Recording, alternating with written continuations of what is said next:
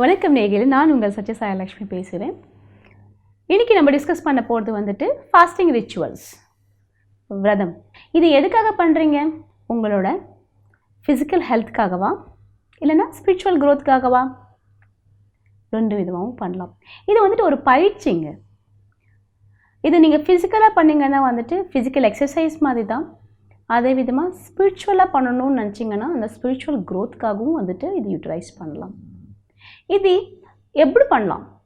இந்த ஃபாஸ்டிங் ரிச்சுவல்ன்றது வந்துட்டு எல்லோரும் பண்ணலாமா, பண்ணக்கூடாதா, எப்படி முறையாக பண்ணணும், ஃபாஸ்டிங் பண்ணதுக்கப்புறமா அது முறையாக எப்படி அது பிரேக் பண்ணணும், அதுக்காக என்னென்ன கேர் எடுத்துக்கணும், அதனால் என்ன பெனிஃபிட்ஸ்ன்றது தான் இந்த வீடியோவில் நம்ம டிஸ்கஸ் பண்ண போகிறோம். வாங்க நேயர்களே, அதை பற்றி நம்ம பார்க்கலாம். Set and intention. நம்ம ஒரு பூஜை பண்ணுறோம் இல்லை எதனா ஒரு வேலை நம்ம தொடங்குறோம்னா வந்துட்டு அதுக்கு நம்ம சங்கல்பம் பண்ணிப்போம். எப்படி பண்ணணும், எதுக்காக பண்ணணுன்றது அதுதான் இங்கே முறையாக ஃபஸ்ட் நம்ம பார்க்க வேண்டியது. ஃபாஸ்டிங் ரிச்சுவல்ன்றது ரொம்ப ஹெல்த் பெனிஃபிட்ஸ் இருக்கக்கூடியது.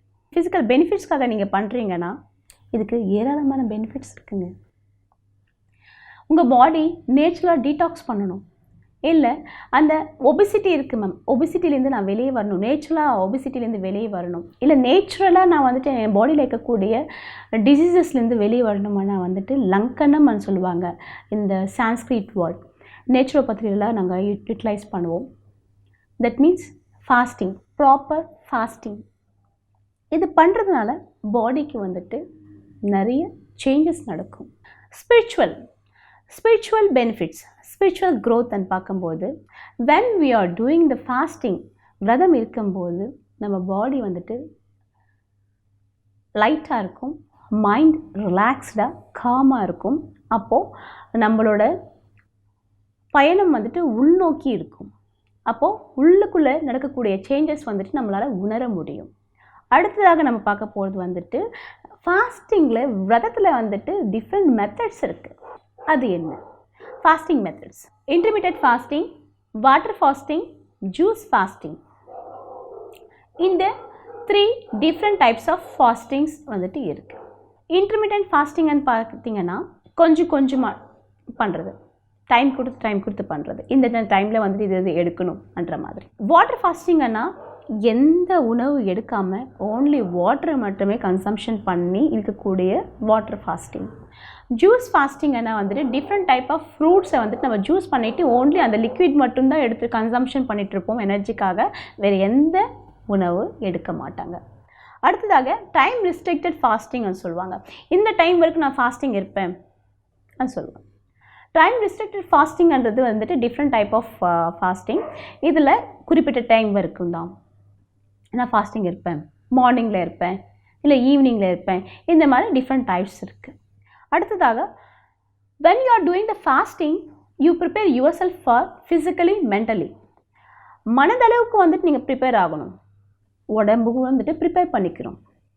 நான் நாளைக்கு ஃபாஸ்டிங்கில் இருக்க போகிறேன்னா இன்றைக்கி நான் நல்ல நியூட்ரியன்ட் இருக்கக்கூடிய டயட் நான் எடுத்துக்கணும். நாளைக்கு ஃபாஸ்டிங் இருக்கணும்னு சொல்லிட்டு இன்றைக்கிலேருந்து நான் ஃபாஸ்டிங் இருந்தேன்னா எனர்ஜி டவுன் ஆகிடும். அதே விதமாக நாளைக்கு எனக்கு ஃபாஸ்டிங்கில் நான் இருக்க போகிறேன்னா வந்துட்டு அதிகமான ஒர்க்ஸ் வந்துட்டு நான் அக்யூமுலேட் பண்ணி வச்சுக்கூடாது. எந்த ஒர்க் இல்லாமல் நான் ரிலாக்ஸ்டாக இருக்கும்போது ஃபாஸ்டிங் பண்ணேன்னா அது எனக்கு யூட்டிலைஸ் ஆகும். இல்லைனா அந்த ஃபாஸ்டிங் என்னால் கரெக்டாக பண்ண முடியாது. மென்டலாக நான் ப்ரிப்பேர் ஆகணும். கொஞ்சம் பேர் வந்துட்டு ஃபாஸ்டிங்னு சொல்லிடுவாங்க, அவங்களால ஃபாஸ்டிங் இருக்க முடியாது. பசிக்குது, மனசளவுக்கு வந்துட்டு அவங்க ப்ரிப்பேர் ஆக மாட்டாங்க. பசிக்குது, நான் சாப்பிட்டு தான் ஆகணும், சாப்பிட்டா தான் எனக்கு எனர்ஜி வரும், இல்லைன்னா வராதுன்ற மாதிரி வந்துட்டு மனசுக்குள்ளே அவங்களுக்கு அந்த உணர்வு இருக்கும்போது அவங்களால அது செயல்பாட்டில் கொண்டு வர முடியாது. நிறைய பேர் வந்து ஃபாஸ்டிங் இருக்கணும்னு நினைப்பாங்க, பட் அது அவங்களால முழுமையாக செய்ய முடியாது. அதனால் you just prepare mentally also. மனசளவு கூட நீங்கள் ப்ரிப்பேர் ஆகுங்க, அப்போ தான் அந்த ஃபாஸ்டிங் வந்துட்டு உங்களால் செயல்பாட்டு கொண்டு வர முடியும். அடுத்ததாக பார்த்தீங்கன்னா practice mindfully. While doing fasting எந்த மாதிரி நம்ம மைண்ட்ஃபுல்னஸ் வந்துட்டு மெயின்டைன் பண்ணணும்? மைண்ட்ஃபுல்னஸ்ன்னா வந்துட்டு மனசை வந்துட்டு ஒருநிலைப்படுத்துறது, மைண்ட் காமாக வச்சுக்கிறது. நம்ம செய்யக்கூடிய ஃபாஸ்டிங்கில் இருக்கும்போது நம்ம மனசு வந்துட்டு உள்நோக்கி பயணம் செய்யும். அப்போது நம்மளால் ஸ்பிரிச்சுவலாகவும் க்ரோத் ஆக முடியும். அடுத்ததாக பார்த்திங்கன்னா நம்ம ஃபிசிக்கலாக நம்ம எமோஷன்ஸை நம்ம தாட்ஸை வந்துட்டு நம்ம கண்ட்ரோல் பண்ண முடியும் டியூரிங் திஸ் ஃபாஸ்டிங். இந்த ஃபாஸ்டிங் நம்ம பண்ணும்போது நம்மளோட எமோஷன்ஸ், நம்மளோட தாட்ஸ், நம்மளோட மைண்ட் வந்துட்டு கண்ட்ரோல் பண்ண முடியும்.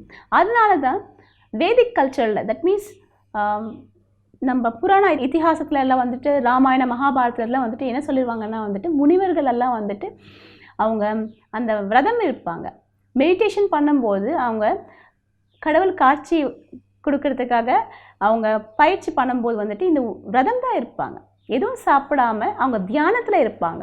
அந்த தியானத்தில் இருந்தால் தான் அந்த தியான பலன் தான் வந்துட்டு அவங்களுக்கு கிடைச்சது அந்த வரம். கடவுள் காட்சி கொடுக்கறது வந்துட்டு அந்த விரதம். இதெல்லாம் வந்து நம்ம புராணத்து இதிகாசத்தில் தான் நம்ம கேள்விப்பட்டிருக்கோம்.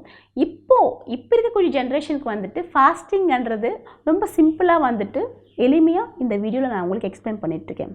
வைல் டூயிங் ஃபாஸ்டிங் என்ன ஆகும்னா நம்ம உள்நோக்கி நம்ம வந்துட்டு பயணிப்போம். இன்ட்ரோசெப்ஷன் சொல்லுவாங்க. தட் மீன்ஸ் சுய பரிசோதனை நம்மளுக்கு நடக்கும். அது இல்லாமல் செல்ஃப் ரிஃப்ளெக்ஷனும் நடக்கும். செல்ஃப் ரிஃப்ளெக்ஷன்னா வந்துட்டு சுய பிரதிபலிக்கும். நம்ம மனசுக்குள்ளே என்ன நடக்குது, நம்ம உடம்புக்குள்ளே என்ன நடக்குது என்றதை நம்மளால் கவனிக்க முடியும். அடுத்ததாக engage in gentle activities. Fasting பண்ணும்போது யோகா, வாக்கிங் அண்ட் ஸ்ட்ரெச்சஸ் இதுதான் பண்ண முடியும் தவிர strenuous exercises like cardio, muscular activities எல்லாம் வந்து பண்ணக்கூடாது. Zumba activities, heavy dance, heavy weight lifting இதெல்லாம் வந்துட்டு ஃபாஸ்டிங் டைமில் பண்ணிங்கன்னா உங்களோட எனர்ஜி டிப்ளீட் ஆகும். மைல்டாக walking, mild yoga poses, mild stretches மட்டும்தான் பண்ணணும். அதே விதமாக while doing fasting stay hydrated. That means liquid கன்சம்ஷன்ன்றது அதிகமாக எடுத்துக்கணும். வாட்டர் மட்டும்தான் குடிக்கணுமானா ஹெர்பல் டீஸ் எடுத்துக்கலாம். எலக்ட்ரோலைட்ஸ் ரிச் டிவரேஜஸ்ன்னு சொல்லுவாங்க, நீர், தண்ணி, இந்த மாதிரி அதில் நிறைய எலக்ட்ரோலைட்ஸ் இருக்கும். அது வந்து பேலன்ஸ் பண்ணும். பாடியில் இருக்கக்கூடிய எலக்ட்ரோலைட்ஸ் வந்து பேலன்ஸ் பண்ணக்கூடியது, அதை எடுத்துக்கலாம்.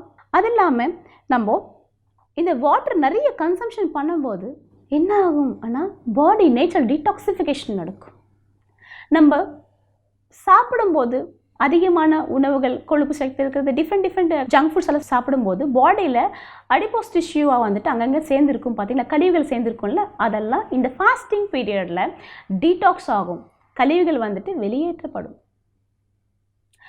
இது பற்றி இன்னும் டீட்டெயில்டாக அடுத்த எபிசோடில் நம்ம தெரிஞ்சுக்கலாம். நன்றி, வணக்கம்.